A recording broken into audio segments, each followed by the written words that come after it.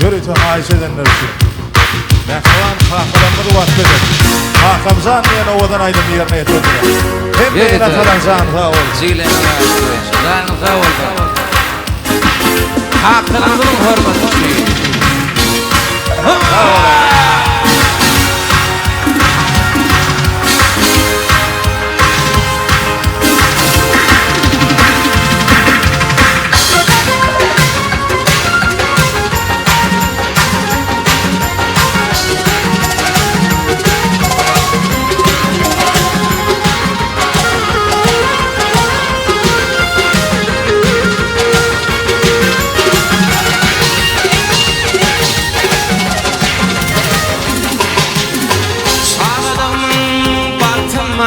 Duydurdum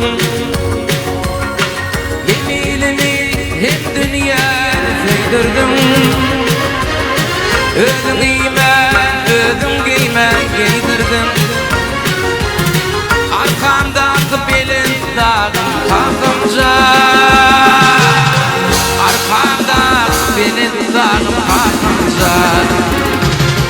kalkınca fil başımın belin tacı. Kalkınca senin bilin ömrüm fücü. Kalkınca yollarımı çaydın yaktın. Kalkınca senin bilin taptım baktı. Ağlap Durkan deydi ağlama Barkan. Vada var etmerim demalıp Durkan. Hatta gam çekmedin dünyada yok gam. Şeyle mehkebanlar kakan sözleri. Sonra solar kömek ettik köpleri. Biz sonra sok bellediler tepleri. Kıyın günümde ezdirmedi itleri. Yine de kakanın canı sağ olsun. Ne bir dostlarıma açtım kapıyımı. Dedim dostlarımdan yoktur yakını. İşin düştü ağam birem kaptırmayan ekeni. Yine de kakanın canı sağ olsun. Yıktırmadın menin eşiği gönlümü. Doğum bilen bededin bu ömrümü.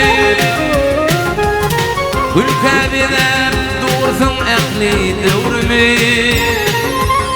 Arkamda belin dağım kalkınca, arkamda belin dağım kalkınca,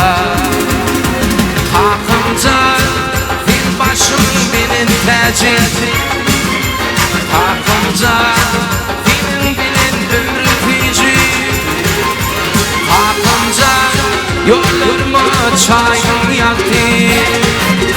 Kalkınca senin bilin taptım baktı. Kalkınca başım belin tacı. Kalkınca senin bilin ömrüm fücü. Kalkınca yollarıma çaydın yaktın. Kalkınca senin bilin taptım baktı.